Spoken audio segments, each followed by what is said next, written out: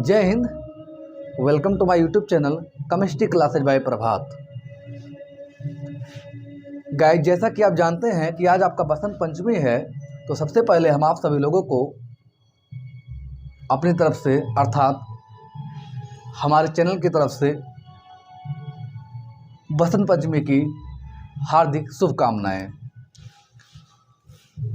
Guys, इसके पहले के वीडियो में हमने देखा था आयनिक रेडियाई के बारे में तथा आयनिक रेडियाई कैलकुलेट करने के लिए दो मेथड के बारे में। जो आज आपका लेक्चर है, ये लेक्चर नंबर 12 है, जिसमें आपका टॉपिक है आयोनाइजेशन एनर्जी।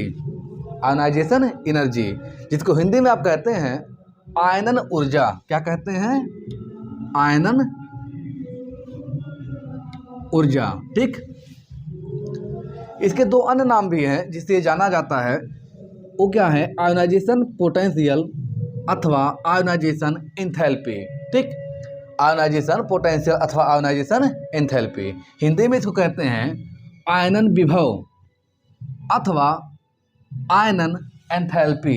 ठीक, आयनन विभव अथवा आयनन एंथैल्पी। चलिए, अब देख रहे हैं इन तीनों नाम में एक वर्ड आपको कॉमन दिख रहा है, वर्ड है आयनन। ठीक, तो सबसे पहले हम समझते हैं कि आयनन का मतलब क्या है, यानी व्हाट इज मीन बाय आयनन, यानी आयोनाइजेशन। ठीक, आयोनाइजेशन का मतलब क्या है?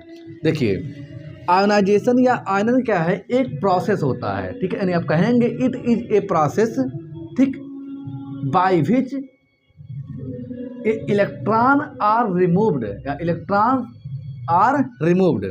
मतलब इलेक्ट्रॉन रिमूव करने का जो प्रोसेस होता है उसे आप क्या कहते हैं? आयनन कहते हैं। ठीक, अब इलेक्ट्रॉन रिमूव कहाँ से होगा? किसी एटम से होगा। अर्थात the process of removing electron from an atom is called ionisation. ने क्या कहा? The process of removing electron from an atom is called ionisation. Ionisation, उसे हम क्या कहते हैं? आयोनाइजेशन कहते हैं। चलिए, इसको हम स्टार्ट करने से पहले थोड़ा सा हम आपको कुछ बेसिक कॉन्सेप्ट देना चाहेंगे जो कि इसी से रिलेट करता है। देखिए, वो बेसिक कॉन्सेप्ट क्या है? पहला हमारा क्वेश्चन आपसे कि हम आयोनाइजेशन एनर्जी टॉपिक पढ़ते क्यों हैं, मतलब हमको क्या ज़रूरत पड़ी आयोनाइजेशन एनर्जी पढ़ने की। ठीक, सोचिए आप, आखिर कोई वजह तो होगा, यानी व्हाट इज द रीजन। ठीक, यानी हम क्यों पढ़ते हैं। देखिए, रीजन हम आपको बताते हैं। आप जानते हैं कि आप पिछली कक्षाओं में पढ़े रहते हैं ऑक्टेट रूल। क्या पढ़ते हैं? Octet rule. और ऑक्टेट रूल क्या कहता है? ऑक्टेट रूल कहता है कि कोई भी एटम स्टेबल तभी होता है या होगा जब वह अपने आउटर मोस्ट शेल में कितना इलेक्ट्रॉन रखेगा? 8 इलेक्ट्रॉन रखेगा। ठीक, इसमें से कुछ एक्सेप्शन भी हैं, तो हमको एक्सेप्शन नहीं देके चलना है। जो कॉमनली यानी कि जनरली जो रूल है ऑक्टेट का, ठीक, उसमें ऑक्टेट ने क्या कहा? ऑक्टेट किसी का नाम नहीं है, ऑक्टेट रूल है। ठीक है, ऑक्टेट का नियम। इसके अकॉर्डिंग ये कहा गया कि किसी भी एटम के आउटर मोस्ट शेल में यदि 8 इलेक्ट्रॉन हैं तो वह स्टेबल होगा, अर्थात फ्यूचर में एग्जिस्ट करेगा, अदरवाइज एग्जिस्ट नहीं करेगा। ठीक, इसको इससे कंपेयर करके देखा गया था, क्योंकि उस समय तक ज्ञात था, जब बाद में स्टेबिलिटी डिटरमाइन किया गया था एलिमेंट के बारे में कि कौन सा एलिमेंट स्टेबल होगा, कौन नहीं स्टेबल होगा, और अगर कोई स्टेबल है तो क्यों है, तो उसी के लिए रूल आया था ये, जिसमें तुलना किया, कंपेयर किया गया था इनर्ट गैसों से। क्योंकि इनर्ट गैस में आप देखेंगे तो आउटर मोस्ट में इसके 8 या 18 इलेक्ट्रॉन हैं। ठीक, 8 अथवा 18 इलेक्ट्रॉन हैं। ठीक, जिससे ये क्या है? स्टेबिलिटी शो करते हैं इनर्ट गैस। तो बस उसी को लेकर के इसका कंपैरिजन कर दिया गया।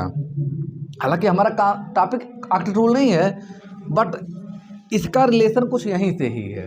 देखिए कैसे, जैसे कुछ एटम्स ऐसे हैं जो एटम अपने आउटर मोस्ट शेल में 8 इलेक्ट्रॉन नहीं रखते हैं, 8 इलेक्ट्रॉन नहीं रखते हैं। कुछ 8 इलेक्ट्रॉन से अधिक रखते हैं और कुछ 8 इलेक्ट्रॉन से कम रखते हैं अपने आउटर मोस्ट शेल में। तो इन दोनों के लिए कंडीशन रखा गया। जैसे हम कह दें कि पढ़ाई वही व्यक्ति करेगा जो यूट्यूब चैनल को या किसी कोचिंग में जा कर के पढ़ेगा। ठीक, अब देखिए, जो यूट्यूब पर या किसी कोचिंग में नहीं गया है उसके लिए कंपलसरी क्या है कि उस कोचिंग में या यूट्यूब चैनल पर जाएगा, मतलब उस पर वो देखेगा। यानी अगर कोचिंग की बात की तो कोचिंग में जाकर के बैठेगा। तो बस उसी प्रकार से कंडीशन है कि कोई भी एटम स्टेबल तब होगा जब उसके आउटर मोस्ट शेल में 8 इलेक्ट्रॉन होंगे। जिसके पास 8 इलेक्ट्रॉन से अधिक है वो 8 इलेक्ट्रॉन मेंटेन करने के लिए इलेक्ट्रॉन का लॉस करते हैं, और जिसके पास 8 इलेक्ट्रॉन से कम है वह अपना ऑक्टेट कंप्लीट करने के लिए इलेक्ट्रॉन का गेन करते हैं। चलिए हम देखते हैं गेन या लॉस से क्या आपको रिजल्ट मिलता है। तो देखिए, जनरली होता है कोई एटम जो कि न्यूट्रल होता है। अगर यह एटम इलेक्ट्रॉन का गेन किया है, क्या किया है, इलेक्ट्रॉन का गेन किया है। क्यों गेन किया है? अपने ऑक्टेट को कंप्लीट करने के लिए।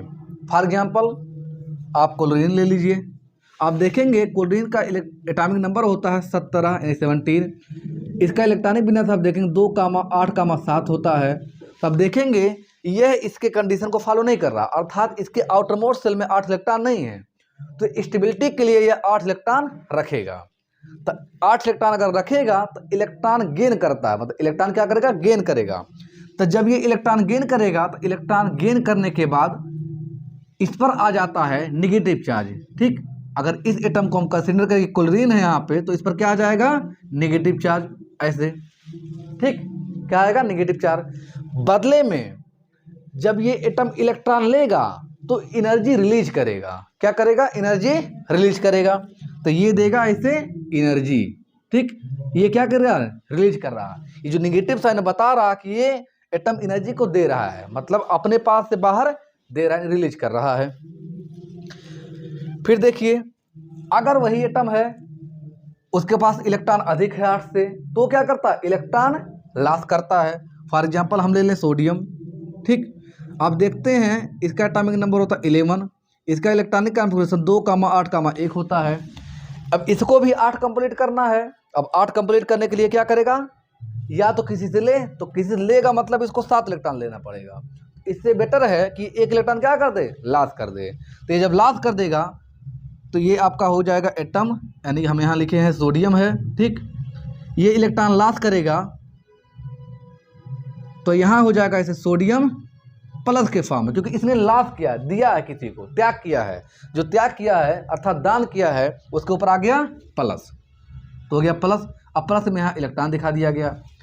लेकिन ये सोडियम ऐसे इलेक्ट्रॉन लॉस नहीं करेगा, बदले में कुछ लेगा। तो बदले में क्या लेगा, एनर्जी लेगा। क्या लेगा, एनर्जी लेगा। ये हो गया एनर्जी। तो ये चूंकि एनर्जी ले रहा है तो इसलिए दिखा दिया गया प्लस। आया समझ में? चलिए इसको आप ऐसे समझ लीजिए, जैसे आप दुकान पे जाते हैं तो कोई सामान खरीदते हैं। अगर आप दुकान पे कोई सामान लेंगे उससे, तो बदले में उसको आपको पैसा देना पड़ेगा। तो आप ऐसे समझिए कि आप क्या कर रहे हैं, उससे कुछ ले रहे हैं, मतलब भाई समझिए कि सामान है, आपने लिया तो बदले में क्या दिया, पैसा। तो ये उसका पैसा हो गया, आप अपनी जेब से निकाल के उसको दे दिए। ठीक, आप अपने जेब से निकाल के क्या किए, उसको दे दिए। तो पैसे के मामले में तो आप धनी हैं, मतलब ये एटम धनी है। यानी अगर आपने सामान लिया दुकान से तो पैसे आप दिए, तो पैसे का मामले तो आप धनी हो गए, यानी आप धनी हो गए, तो ये रेडी हो जाएगा। लेकिन सामान के मामले में ये धनी है, मतलब दुकान वाला धनी है और आप रेडी है। तो चूंकि यहाँ पे सीएल हमने लिया था, यानी आप हैं, तो आप पे क्या आ गया, निगेटिव आ गया। आप पे क्या आ गया, निगेटिव आ गया। और आपने दुकान से सामान लिया तो दुकान को आपने पैसा दिया, दुकान क्या हो गया, पैसे का मतलब निगेटिव हो गया। उसी प्रकार यहाँ देख लीजिए, इसका उल्टा समझ लीजिए कि अब की बार क्या कर रहे हैं, आप दुकान पे सामान दे रहे हैं और वो आपको पैसा दे रहा है। ठीक, अब यहीं पे हम आपका एक छोटा सा कॉन्सेप्ट और क्लियर कर दें। जब आप न्यूमेरिकल सॉल्व करते हैं तो आप यहाँ पे इस एनर्जी को प्लस या माइनस में लें, इसमें कन्फ्यूज रहते हैं। देख लीजिए, अगर आप एनर्जी गेन कर रहे हैं, मतलब ये जो एटम है एनर्जी ले रहा है, एनर्जी क्या कर रहा है, ले रहा है। ठीक, तब वह एनर्जी हमेशा आप पॉजिटिव में रखेंगे। किस में रखेंगे, पॉजिटिव में। लेकिन अगर वह एटम एनर्जी दे रहा है तब आप क्या रखेंगे, नेगेटिव में रखेंगे। क्लियर हो गया? चलिए अब देखिए, तो यहां पर आप देख रहे हैं दोनों तरह से आपको एनर्जी दिख रहा है, ये भी एनर्जी है, ये भी एनर्जी है। तब जब एटम एनर्जी का गेन करता है और इलेक्ट्रॉन का लॉस करता है तो उसे आप कहते हैं आयोनाइजेशन एनर्जी, अर्थात जो हमारा आज का टॉपिक है, ठीक, आयोनाइजेशन एनर्जी। और जब वही एटम, ठीक, अगर इलेक्ट्रॉन गेन करता है और एनर्जी देता है तो उसे आप कहते हैं इलेक्ट्रॉन अफिनिटी, जो कि हमारा टॉपिक कल का रहेगा, मतलब नेक्स्ट वीडियो में इसको हम देखेंगे। चलिए अब हम इसी पे डिस्कस करते हैं, ठीक। अब आप समझ गए होंगे कि जो आपका आयोनाइजेशन एनर्जी है ये ज़रूरत क्यों पड़ी, चूँकि ऑक्टेट कंप्लीट करना है, ठीक। तो ऑक्टेट कंप्लीट करने के लिए इलेक्ट्रॉन लॉस करना पड़ेगा। अब इलेक्ट्रॉन लॉस करना पड़ेगा तो लॉस करने के लिए कितना एनर्जी चाहिए, ठीक, जिससे इलेक्ट्रॉन वो लॉस कर दे। अर्थात अब आपको मेजर करना पड़ेगा। जैसे आपको सामान लेना है, सामान लेने के लिए आप कितना पैसा देंगे, ठीक, या आपको कोई पैसा दे रहा है, आपको सामान देना है तो कितना देगा, मतलब अब आपकी क्वांटिटी यहाँ पे मेजर होगी, ठीक, कि कितना आप एनर्जी लें और कितना इलेक्ट्रॉन दें। तो चलिए अब हम स्टार्ट करते हैं आपका आयोनाइजेशन एनर्जी का, ठीक, मेन टॉपिक। अभी तक हम कॉन्सेप्ट आपको समझा रहे थे, आपको नोट डाउन करना है तो कर लीजिए, नहीं तो फिर आगे बढ़ते हैं। नोट डाउन कर लीजिए।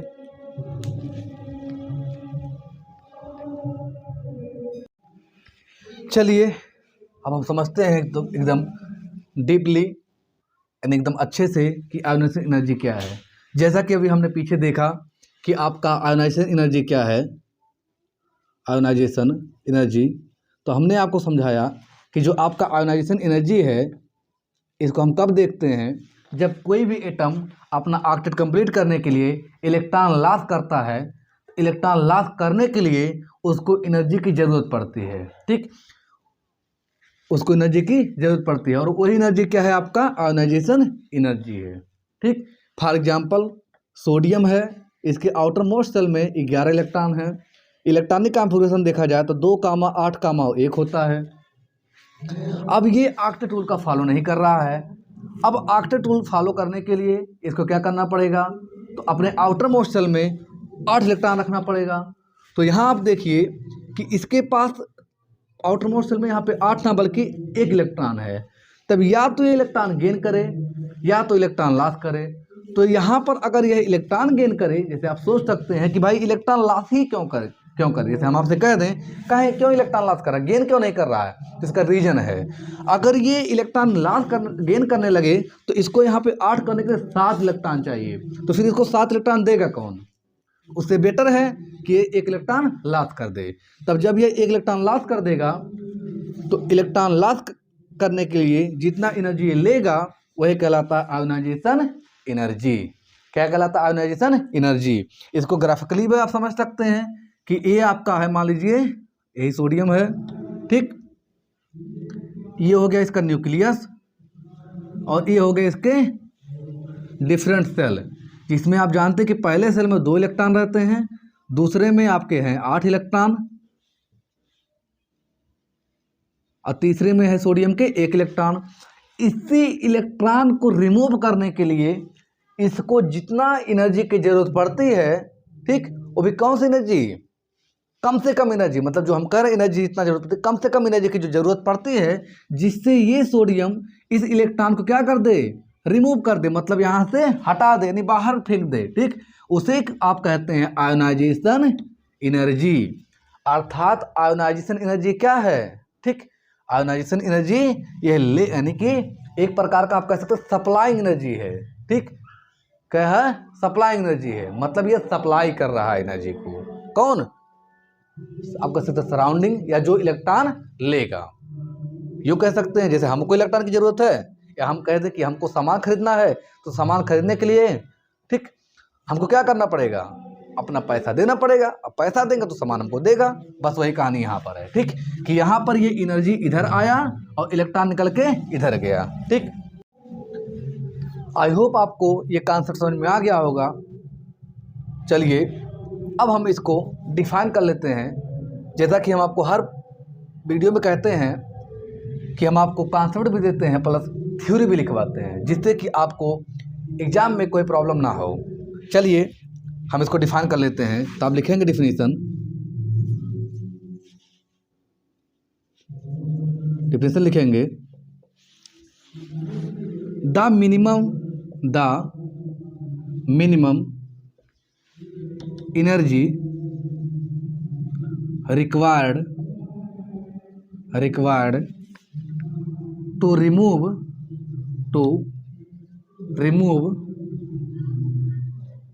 most loosely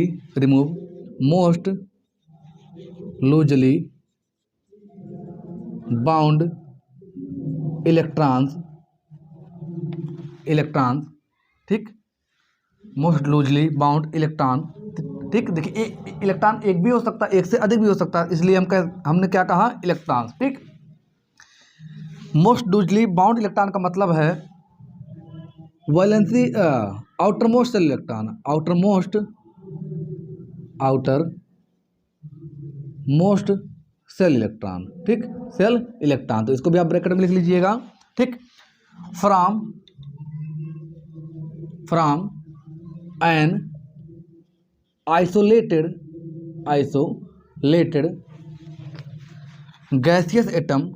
gaseous atom called ionization energy ORR ionization potential। हमने क्या लिखा है, एक बार आप फिर से मिला लीजिए। हमने लिखा the minimum energy required to remove most loosely bound electron, ठीक। मोस्ट लूजली बाउंड इलेक्ट्रॉन कहने का मतलब है कि ये आउटर मोस्ट इलेक्ट्रॉन या वैलेंसी सेल इलेक्ट्रॉन, ठीक। From an isolated gaseous atom, ठीक, कहाँ से, ठीक, आइसोलेटेड गैसियस एटम से, जिसे आप क्या कहते हैं एनर्जी को, कॉल्ड आयोनाइजेशन एनर्जी, उसे हम क्या कहते हैं, आयोनाइजेशन एनर्जी कहते हैं, ठीक। अब देखेंगे डिफिनेशन हो गया। अब देखिए, जब इलेक्ट्रॉन लॉस हो जाता है, यानी इलेक्ट्रॉन लॉस करने के बाद जो एटम है वो एटम कन्वर्ट हो जाता है आयन में, और वो भी कौन से आयन में, पॉजिटिव आयन में। तो आप वो भी लिख लीजिए, after losing electron atom gets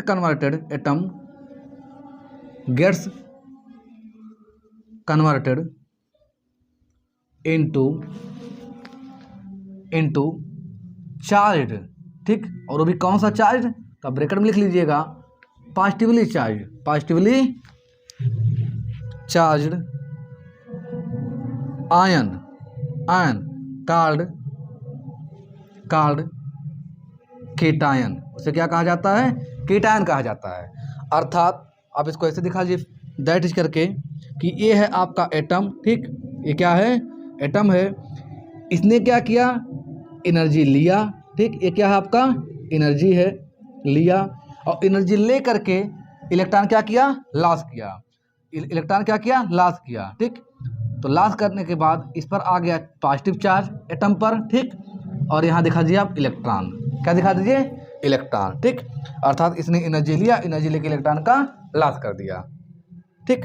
और ये एनर्जी क्या कहलाया, आयोनाइजेशन एनर्जी कहलाया, यानी इसी को आप क्या कहते हैं, आयोनाइजेशन एनर्जी, ठीक। आई होप आपको समझ में आया होगा। तो इसका आप स्क्रीनशॉट ले लीजिए, फिर हम आगे बढ़ते हैं, ले लीजिए।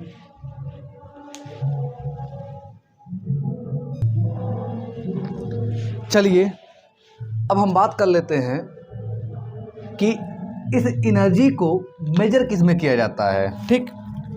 जो आपका आयोनाइजेशन एनर्जी है, इसको मेजर किस में किया जाता है, ठीक। देखिए, इसको मेजर करने के जनरली 3 यूनिट हैं, ठीक है। पहला है आपका किलोजूल पर मोल, ये पहला यूनिट है आपका, अर्थात यूनिट इसके कौन कौन से हैं, ठीक। ये आपका पहला यूनिट हो गया। दूसरा है किलो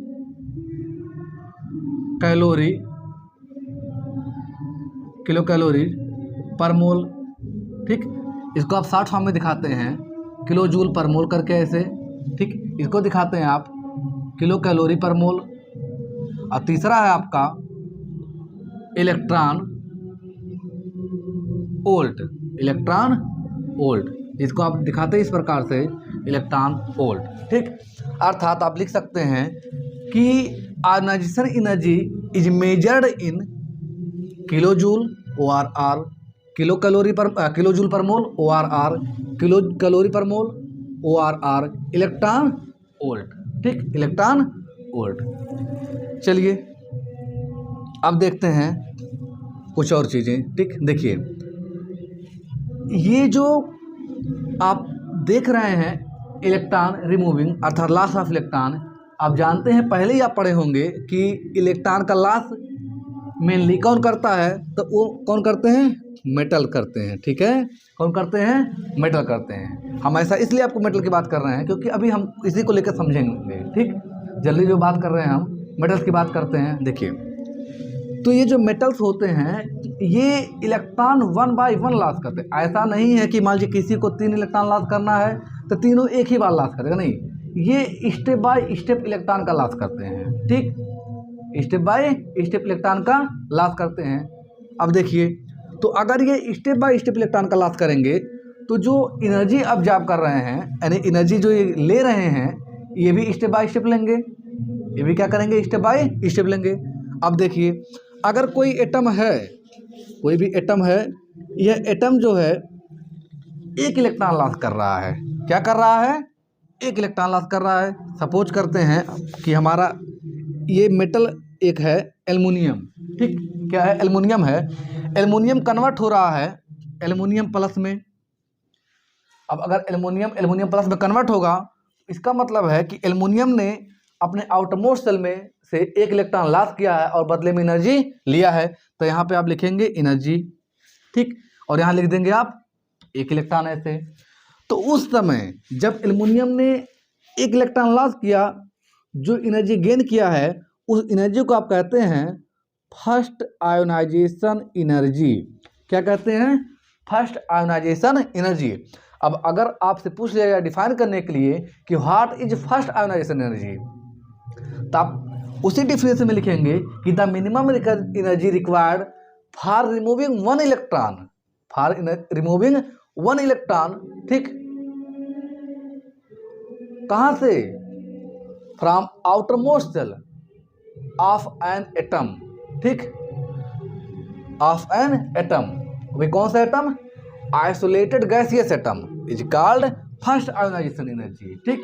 आप डिफिनेशन अब लिख सकते हैं। हमने क्या कहा, कोई एटम 1 इलेक्ट्रॉन लॉस करने के लिए जितनी एनर्जी कम से कम लेता है वो कहलाता है उसकी फर्स्ट आयोनाइजेशन एनर्जी, अर्थात 1 इलेक्ट्रॉन लॉस करने के लिए जितना एनर्जी उसने लिया वो कहलाता है फर्स्ट आयोनाइजेशन एनर्जी। अब अगर यही एल्युमिनियम देखिए, आप देखिए यहाँ पे 1 इलेक्ट्रॉन लॉस किया है तो आप जानते हैं कि एल्युमिनियम का आपका एटॉमिक नंबर होता है 13, इलेक्ट्रॉनिक कॉन्फ़िगरेशन होता है 2,8, ठीक, 3। जब यह 1 लॉस कर चुका है तो अभी इसके पास कितने इलेक्ट्रॉन बचे, 12, अर्थात 2,8, 2। तो अभी इसको अपना ऑक्टेट कंप्लीट करने के लिए इलेक्ट्रॉन लॉस करना पड़ेगा। तो फिर अब देखिए आप, तो एल्युमिनियम जो प्लस है, ठीक, अब फिर 1 इलेक्ट्रॉन लॉस करेगा, ठीक, फिर ये एनर्जी लेगा। तो यहाँ आप दिखाएंगे आप एल्युमिनियम पर 2+, फिर प्लस इलेक्ट्रॉन हो जाएगा। देखिए इसने दूसरा इलेक्ट्रॉन लॉस करने की एनर्जी लिया है, अतः इस एनर्जी को आप क्या बोलेंगे, सेकंड आयोनाइजेशन एनर्जी। क्या बोलेंगे, सेकंड आयोनाइजेशन एनर्जी। ये भी काम खत्म हो गया। इसी प्रकार अभी देखिए इसके पास कितना इलेक्ट्रॉन बचा है, 11, इलेक्ट्रॉनिक विन्यास 2,8, 1। अभी इसके आउटर मोस्ट सेल में 8 इलेक्ट्रॉन नहीं है, फिर भी इलेक्ट्रॉन लॉस करेगा। तो आप यहाँ लिखेंगे एल्युमिनियम 2+, फिर एनर्जी लिया इसने, फिर क्या किया, इलेक्ट्रॉन लॉस किया, ये हो गया आपका एल्युमिनियम 3+, ठीक, प्लस फिर इलेक्ट्रॉन दिखा दीजिए। अब इस समय यह तीसरे इलेक्ट्रॉन को लॉस करने के लिए जितना एनर्जी लिया उसे आप कहेंगे थर्ड आयोनाइजेशन एनर्जी। क्या कहेंगे, third ionisation energy. Ionisation energy को हम शॉर्ट फॉर्म में यानी छोटे रूप में लिख रहे हैं IE, ठीक। अब देखिए यहाँ पे आपको एक चीज़ समझना है, वो चीज़ क्या है, यानी कि वो क्या कॉन्सेप्ट समझना है। देखिए जब इस मेटल ने एल्युमिनियम ने 1 इलेक्ट्रॉन लॉस कर दिया तो अब उसके पास हो गया चार्ज, ठीक, और चार्ज करने का मतलब है कि न्यूक्लियस का पावर बढ़ चुका है। कैसे बढ़ चुका, देखिए इस एल्युमिनियम के पास ओवरऑल अभी 13 इलेक्ट्रॉन थे, तो 13 इलेक्ट्रॉन थे तो 13 प्रोटॉन भी थे, 13 प्रोटॉन भी थे। आप यूँ समझ सकते हैं कि 13 प्रोटॉन और 13 इलेक्ट्रॉन बराबर प्रोटॉन है, बराबर प्रोटॉन बराबर, यानी कि दोनों क्या है, इक्वल हैं। और आप ये भी जानते हैं कि प्रोटॉन इलेक्ट्रॉन को बाउंड किए रहते हैं, अर्थात प्रोटॉन न्यूक्लियस से क्या करते हैं, फोर्स ऑफ अट्रैक्शन क्रिएट करते हैं, जिससे इलेक्ट्रॉन बाउंड्री में बंधा हुआ रहता है। इसको आप ग्राफिकली समझिए ऐसे, इस तरह ये हो गया आपका प्रोटॉन, ठीक। यहाँ 2 इलेक्ट्रॉन, यहाँ 8, 1 2 3 ऐसे।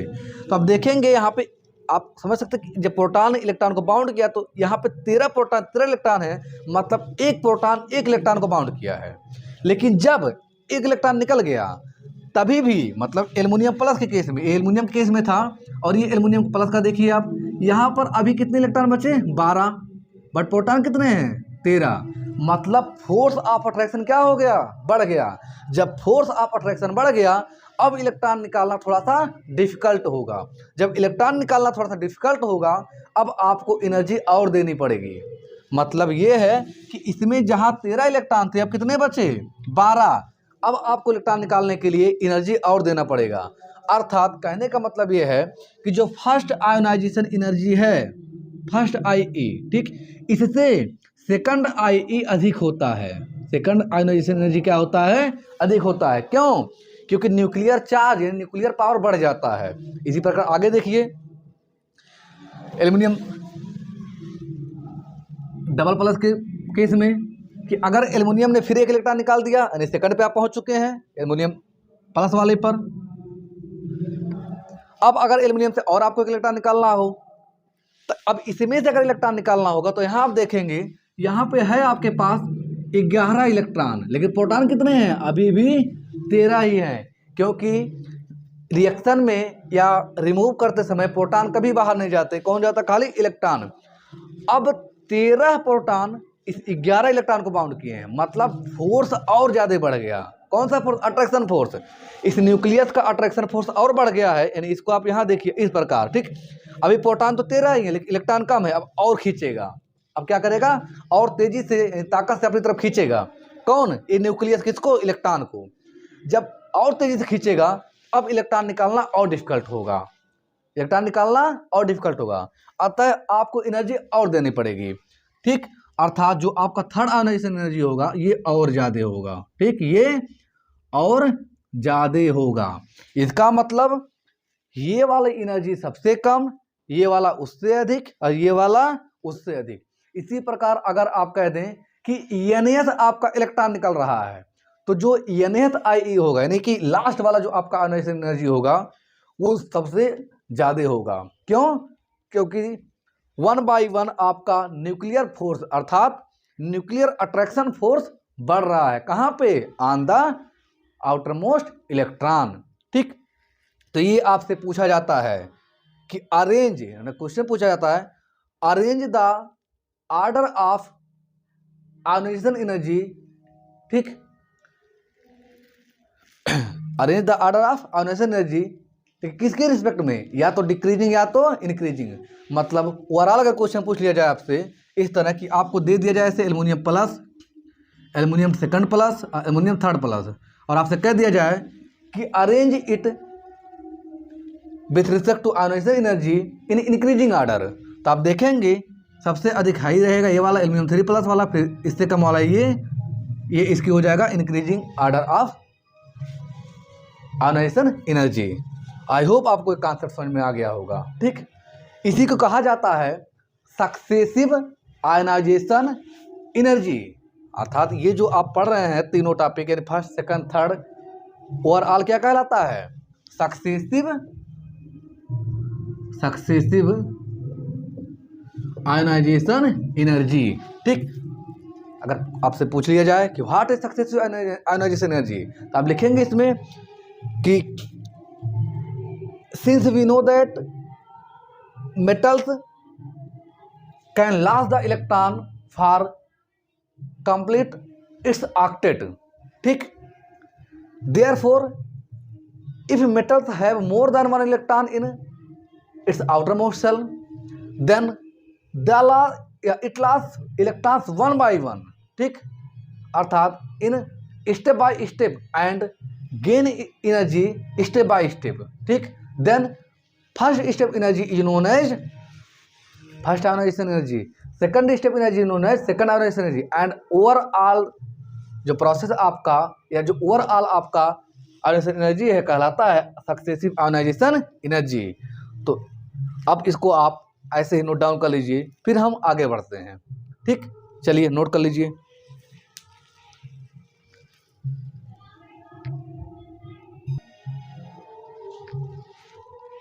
चलिए अब आप टॉपिक लगाइए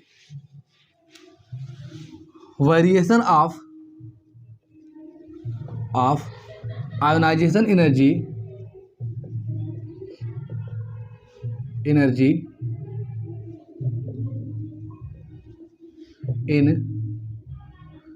groups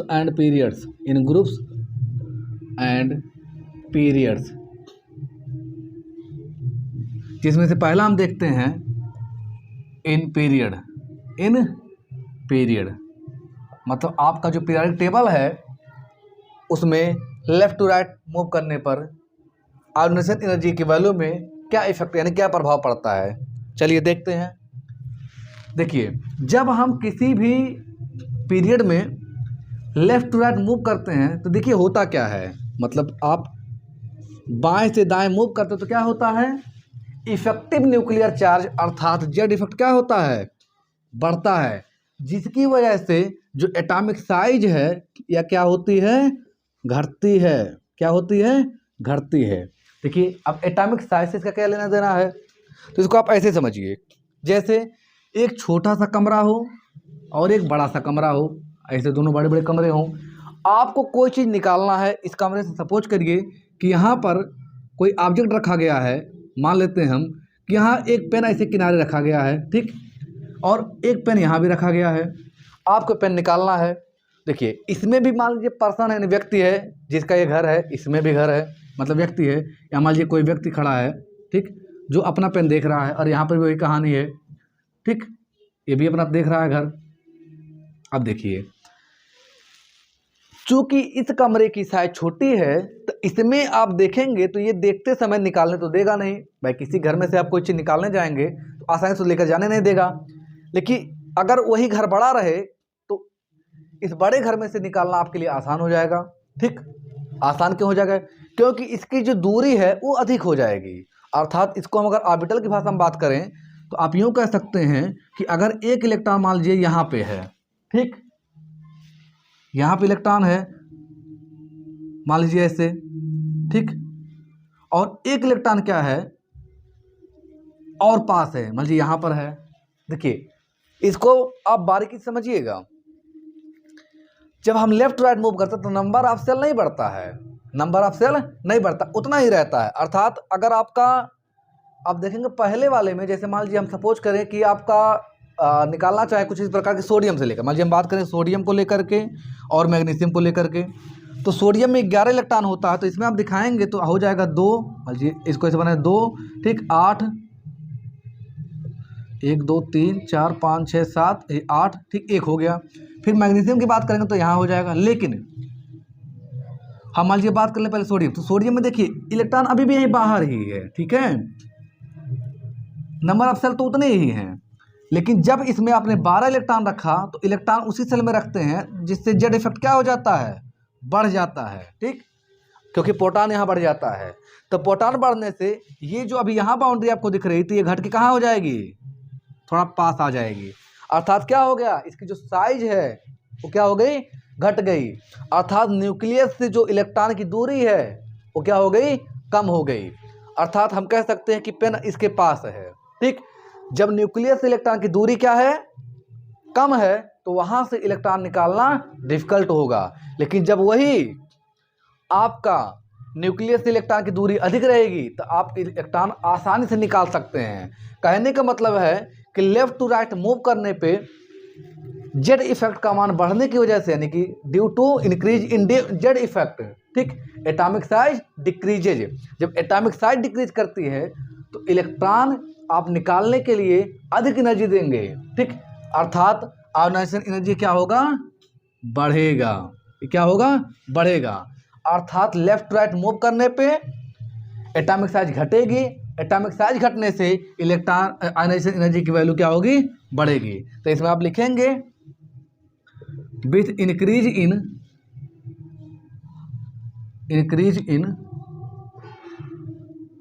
in atomic number across period atomic size decreases, ठीक, बाय विच, जिसके कारण, बाय विच जिसकी वजह से क्या होता है, बाय विच न्यूक्लियर फोर्स, कौन सा force, attraction, nuclear attraction force increases and hence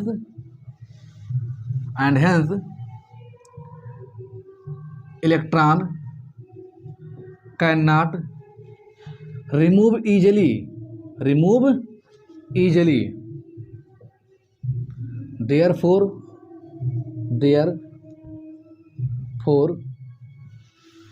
more energy is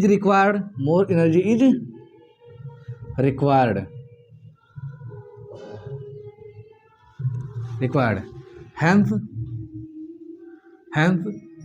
ionization energy increases, ठीक, increases. It means on moving left to right atomic size decreases and ionization energy increases. तो इसको आप note down कर लीजिए। फिर दूसरा देख लेते हैं, कर लीजिए।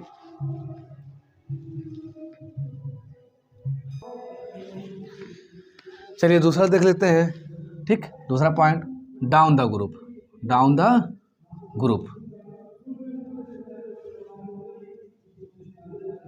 देखिए वही कॉन्सेप्ट, जब हम टॉप टू बॉटम मूव करेंगे किसी ग्रुप में तब क्या होगा, एटॉमिक साइज बढ़ेगी, और एटॉमिक साइज बढ़ेगी तो आयोनाइजेशन एनर्जी घटेगी। तो इसमें लिख लीजिए on moving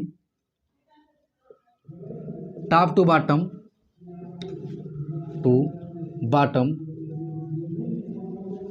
atomic size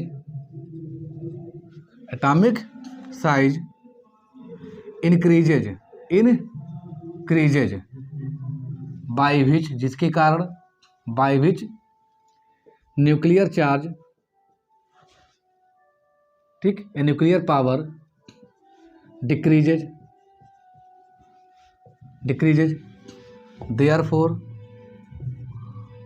therefore ionisation energy decreases.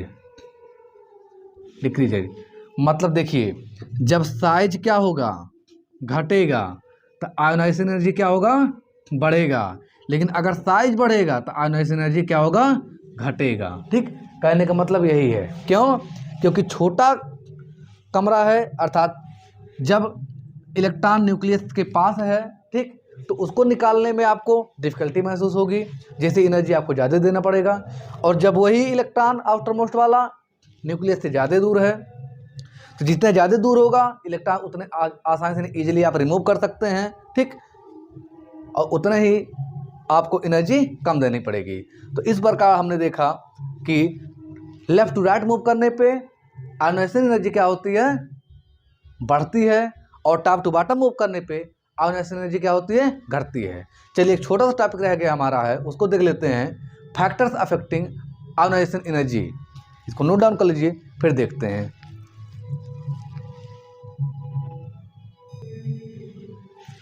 चलिए देख लेते हैं, हमने क्या लिखा है हेडिंग में, फैक्टर्स अफेक्टिंग आयोनाइजेशन एनर्जी। तो देखिए आप इसमें लिखेंगे देयर आर फॉलोइंग या several, there are several factors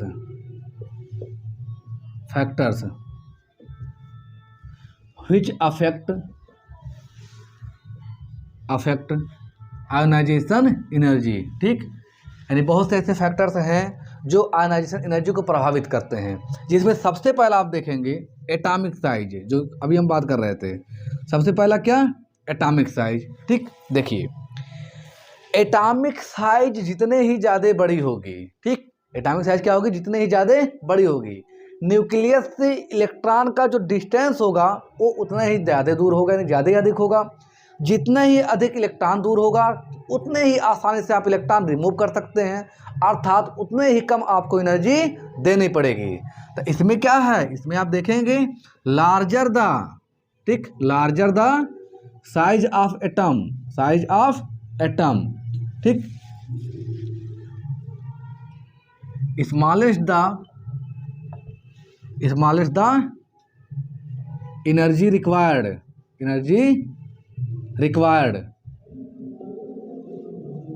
to remove electron, and hence lowest, माने कम से कम क्या होगा? लोवेस्ट द आयनाइजेशन एनर्जी, यानी एटम की साइज जितने ज़्यादा रहेगी इलेक्ट्रॉन रिमूव करने के लिए एनर्जी उतने कम लगेगा। जब एनर्जी इतना कम लगेगा मतलब आयनाइजेशन एनर्जी उतने ही कम होगी। पहला पॉइंट हो गया आपका। दूसरा, स्क्रीनिंग इफेक्ट, ये देखिए स्क्रीनिंग इफेक्ट जितने ज़्यादा होगा, ठीक, इलेक्ट्रॉन आसानी से उतना ही जल्दी रिमूव होंगे। क्यों? क्योंकि स्क्रीनिंग इफेक्ट क्या करता है?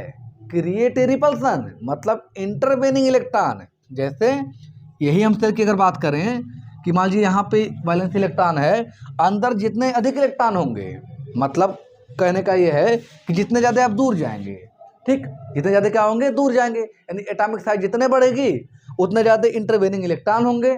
जब अंदर उतने इलेक्ट्रॉन, जितने अधिक इलेक्ट्रॉन होंगे उतने ज़्यादा रिपल करेंगे। रिपल करने से जो न्यूक्लियस, अर्थात इस न्यूक्लियस का जो फोर्स होगा इस पर उतना ही कम लगेगा, अर्थात शील्डिंग इफेक्ट का मान बढ़ने से आयनाइजेशन एनर्जी का मान क्या होगा? आयनाइजेशन एनर्जी का मान क्या होगा? घटेगा।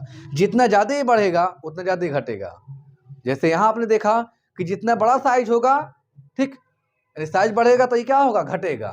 वैसे यहाँ पे शील्डिंग इफेक्ट क्या होगा? बढ़ेगा तो ये क्या होगा? घटेगा। अगला पॉइंट देखिए, तीसरा, जेड इफेक्ट। तो जेड इफेक्ट मतलब क्या है? Nuclear power. तो न्यूक्लियर पावर जितने ज़्यादा लगेगा, ठीक, इलेक्ट्रॉन न्यूक्लियस के उतने पास आएगा। जैसे आप किसी व्यक्ति को अपने पास जितने तेजी से खींचेंगे, ठीक, आपके पास जितने पावर रहेगा उतने तेजी से आप व्यक्ति को खींचेंगे। जब आप किसी व्यक्ति को खींच लेंगे अपने पास, तो अगर उसी व्यक्ति को दूसरा खींचना चाहे, मतलब मान लीजिए कि आप यहाँ खड़े हैं, ठीक,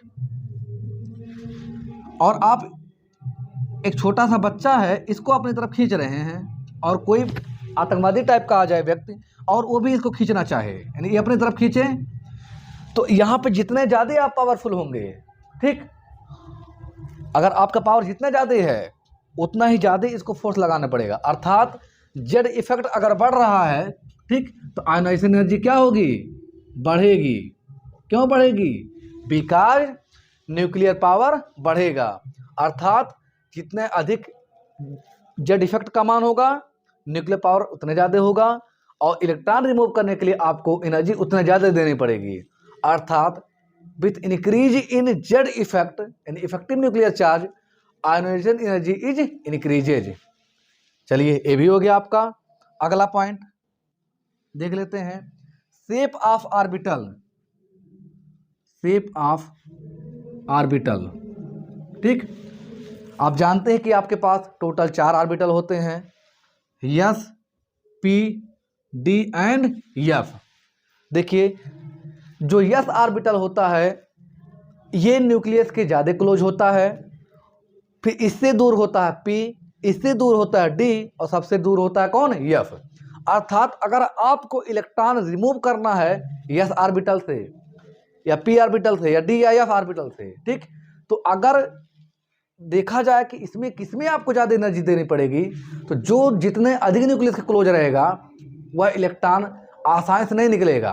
अर्थात यस वाले को आपको एनर्जी अधिक देनी पड़ेगी, क्योंकि न्यूक्लियस के पास कौन रहता है, यस वाला रहता है, अर्थात इस पर न्यूक्लियस का चार्ज अधिक लगेगा। मान लीजिए अगर हम ये डिफरेंट एटम के लिए बात करें कि अलग अलग एटम हो, किसी में एस में इलेक्ट्रॉन हो, किसी में पी हो, किसी में डी में हो, किसी में एफ में हो। मान लीजिए हम कह दें कि 4 एटम हैं, एक एटम का इलेक्ट्रॉन किस में है, एस में है, एक एटम का पी में है, एक एटम का डी में है और एक का मान लीजिए हम कह दें एफ में है।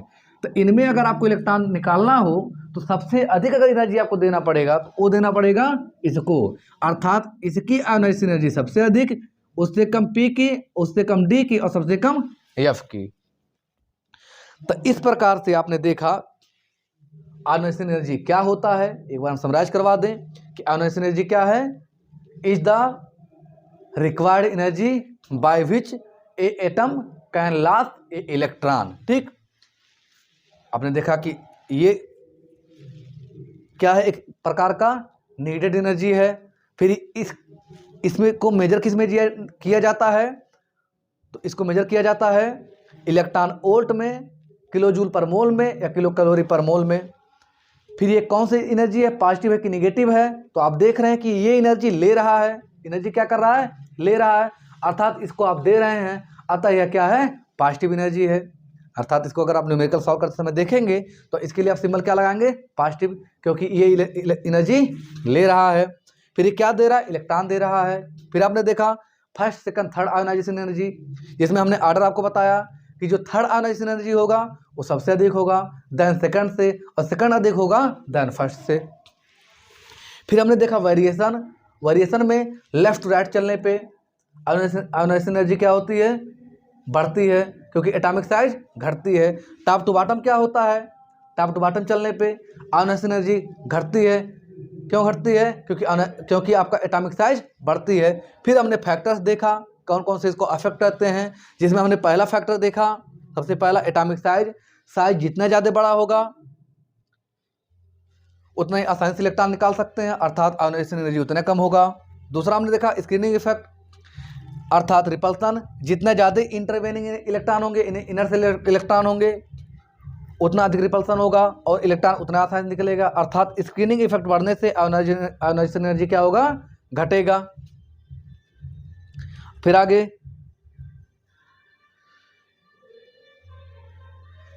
ठीक, अगला हमने क्या देखा, जेड इफेक्ट, ये जितना ज़्यादा होगा ठीक आयोनाइजेशन एनर्जी उतना ज़्यादा होगा। ठीक, फिर शेप ऑफ ऑर्बिटल, यस वाले का आई सबसे अधिक, उससे कम पी, उससे कम डी, उससे कम एफ। ठीक, अर्थात एक बार फिर से देख लीजिए कि larger the size of atom small is the energy required to remove electron and lowest the ionisation energy. मतलब यहाँ पर साइज बढ़ेगा यानी कि एटॉमिक साइज क्या हो रहा है, बढ़ रहा है, तो आई क्या हो रहा है, घट रहा है। ठीक, यहाँ पर सीलिंग इफेक्ट बढ़ रहा है, आई घट रहा है, यहाँ पर जेड इफेक्ट बढ़ रहा है, आई बढ़ रहा है। ठीक, और यहाँ पर इसका आई सबसे अधिक, इसका उससे कम, इसका उससे कम, इसका सबसे कम। गाइज आपसे रिक्वेस्ट है कि आप इसको अधिक से अधिक शेयर करिए, सब्सक्राइब करिए, कमेंट करिए। आज के बाद अर्थात इस वीडियो के बाद हम इस पर यानी जहाँ तक अभी तक पढ़ा चुके हैं हम उस पर हम कुछ न्यूमेरिकल्स देंगे जिसको आप सॉल्व करिएगा। गाइज बहुत मेहनत करना पड़ता है वीडियो बनाने के लिए, अतः आपसे रिक्वेस्ट है कि इसको अधिक से अधिक शेयर करिएगा जिससे ये और लोगों तक पहुंच सके।